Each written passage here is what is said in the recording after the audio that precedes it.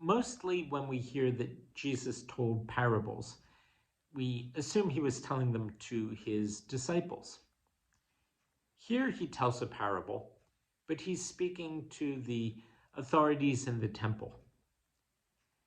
And we're going to see over this next chapter or so a lot of conflict and a lot of back and forth between Jesus and those authorities.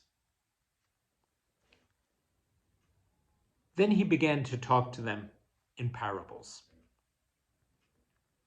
A man once planted a vineyard, he said, fenced it round, dug out the hole for the winepress, and built a watchtower. Then he let it out to some farm workers and went abroad. At the end of the season, he sent a servant to the tenants to receive his share of the vintage. But they got hold of him, knocked him about, and sent him off empty-handed. The owner tried again. He sent another servant to them, but this one they knocked on the head and generally insulted. Once again, he sent to them another servant, but him they murdered. He sent many others. Some they beat up, some they murdered.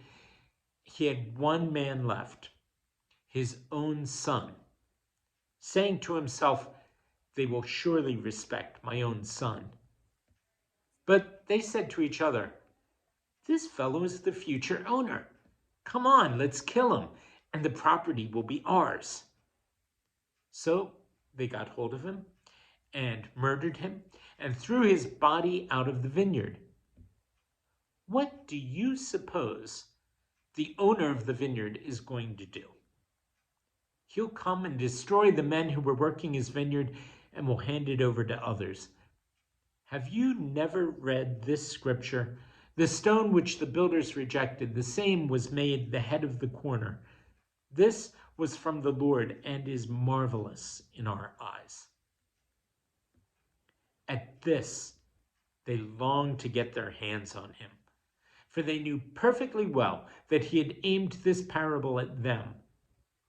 But they were afraid of the people, so they left him and went away.